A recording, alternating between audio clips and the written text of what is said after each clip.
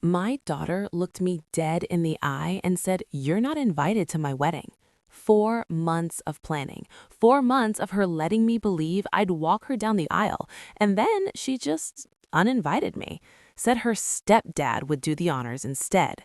So when Christmas rolled around, the first Christmas after that wedding I wasn't allowed to attend, I made a decision that left my entire family in absolute shock. And let me tell you, she never saw it coming. If you've ever felt disrespected by your own family, if you've ever been replaced or pushed aside by someone who didn't earn it, then this story is going to resonate deep. Hit that like button right now, subscribe if you love stories about standing up for yourself, and buckle up, because this is one of the most emotionally satisfying family revenge stories you'll hear this year. Let me take you back to where this all started. My name doesn't matter, but what does matter is this. I loved my daughter more than anything in this world. Her mother and I divorced when she was 7. It wasn't pretty, divorces rarely are, but I fought like hell to stay in her life. Joint custody, every weekend, every holiday I could get. I showed up to every school play, every soccer game, every parent-teacher conference. Even when her mother remarried some corporate guy named Richard 2 years later, I stayed consistent. Richard. God, even his name sounds smug. He was the kind of guy who wore expensive watches and talked about synergy at dinner parties. My daughter, let's call her Emma, seemed to like him well enough. He had money, he had status, he took them on vacations to Europe. Meanwhile, I was a middle school history teacher pulling in 52 grand a year. But I never missed a moment with Emma. Never. As Emma got older, I started noticing little changes. She'd mention Dad in stories, but she meant Richard. At first, I corrected her gently. "You mean Richard, honey." She'd blush, apologize, but it kept happening. By the time she was 16, Richard was coaching her through college applications. Richard was taking her to tour campuses. I'd offer to come along, and Emma would say, "It's okay, Dad. Richard's got it covered." Richard's got it covered. That phrase became the soundtrack of my life. I swallowed my pride. I told myself, she's a teenager. She's figuring things out, as long as she's happy. But deep down, it hurt. It hurt like hell. Fast forward to last year. Emma graduated college. Thanks to Richard's connections, she landed a job at a marketing firm in the city. 6 months later, she got engaged to her college boyfriend, a decent kid named Jake. She called me, breathless with excitement. "Dad, Jake proposed. We're getting married next spring." I was overjoyed. I immediately started thinking about the wedding, walking her down the aisle, the father-daughter dance, that moment every dad dreams about. "I'm so happy for you, sweetheart. Whatever you need, budget, planning help, anything, I'm here." "Thanks, Dad," she said warmly. "Mom and Richard are helping with most of the costs, but I definitely want you involved." Most of the costs, of course. Richard's wallet was always bigger than mine. But I didn't care. I wasn't paying for the privilege of being her father. I'd earned that. The next 4 months were a blur of wedding planning. Emma would text me with updates, dress fittings, venue tours, cake tastings. I offered to help wherever I could. I even offered to cover the rehearsal dinner. It was something I could afford, and I wanted to contribute something meaningful. "That's so sweet, Dad," she said. "Let me check with Mom and Richard." 2 days later, "Actually, Richard already booked a place, but thank you." Of course he did. Still, I kept my head up because none of that mattered. What mattered was that in 4 months, I'd be walking my little girl down the aisle. 3 weeks before the wedding, my phone rang. Emma. "Hey, sweetie, what's up?" There was a pause, a long, uncomfortable pause. "Dad, I need to talk to you about something." My stomach dropped. "Okay." "So, Jake and I have been talking, and Mom and Richard have been talking, and we've all been thinking about the wedding ceremony, and, well," another pause, "we think it would be better if Richard walked me down the aisle instead of you." The words hit me like a freight train. What? "It's just, Richard's been there for me a lot, you know? He paid for college, he's paying for most of the wedding, and Jake's family really respects him, and it makes sense." I couldn't breathe. "Emma, I'm your father." I know, Dad, and you'll still be at the wedding. You'll still be there, just not walking me down the aisle. Not walking you down.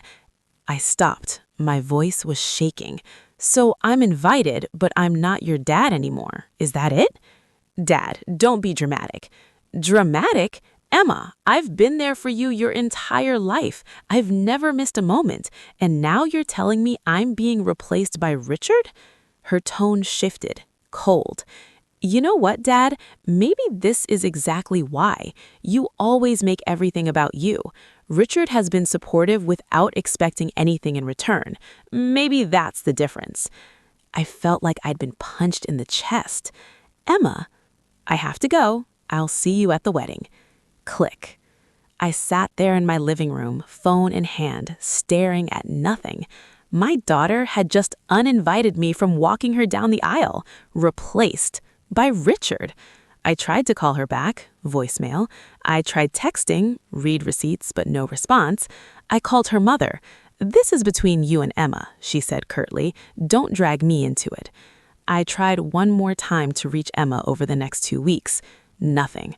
The day of the wedding came. I didn't go. I couldn't. I couldn't sit in that audience and watch Richard walk my daughter down the aisle while I sat there like a guest, like a stranger. Emma sent me a single text 2 days after the wedding. "Really disappointed you didn't show up, Dad. I guess I know where I stand now." I stared at that message for hours, and that's when something inside me shifted. I'd spent years bending over backward, years sacrificing, years being the reasonable one while Richard swooped in with his money and played hero.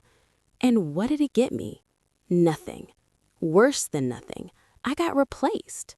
So I made a decision, a cold, calculated decision. If Emma wanted to treat me like I didn't matter, like I was optional, then fine. I'd show her what optional really looked like.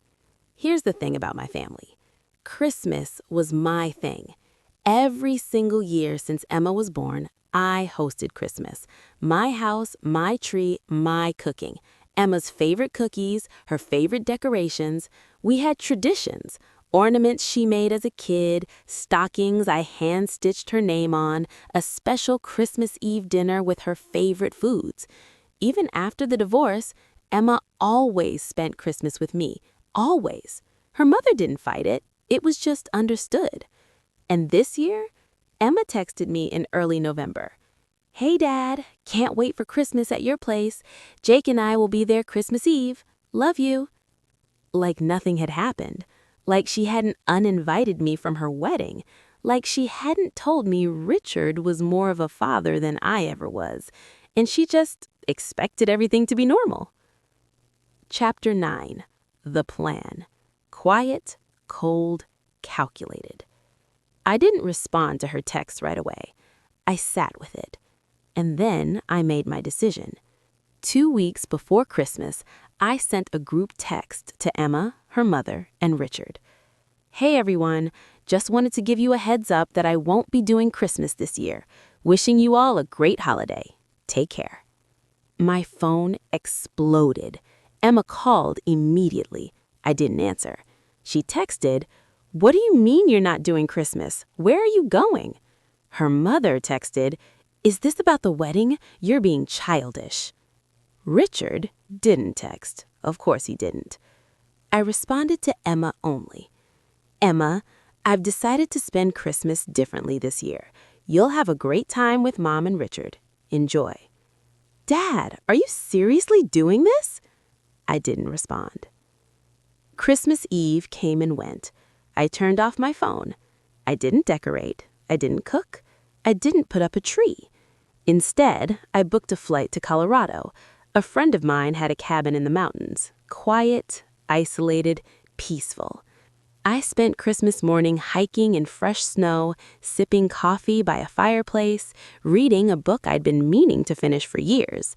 No stress, no expectations, no being taken for granted. Just peace.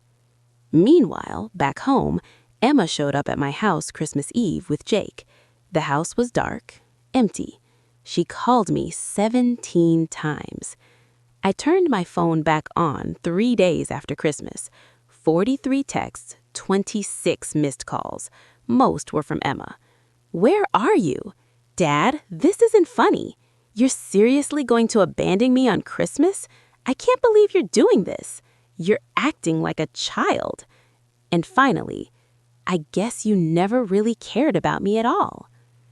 I read every single message, and then I responded. One message. "Emma, you uninvited me from the most important day of your life and replaced me with Richard. You made it clear that I'm optional, so I decided to make Christmas optional too.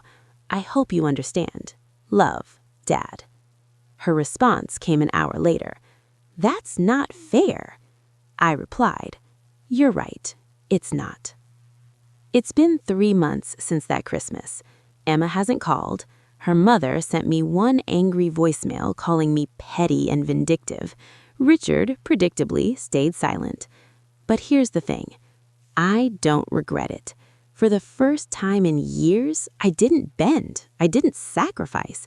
I didn't let myself be treated like a backup option. I loved my daughter. I still do. But love doesn't mean letting people walk all over you. And sometimes the most powerful thing you can do is say no. So that's my story. Did I overreact? Maybe. Or maybe I finally set a boundary that should have been set a long time ago. Sometimes the people who take you for granted need to see what life looks like without you. If this story hit you in the feels, smash that like button. Drop a comment and tell me, did I go too far or was this justified? And if you love stories about people finally standing up for themselves, subscribe because we've got plenty more where this came from. Thanks for watching. I'll see you in the next one.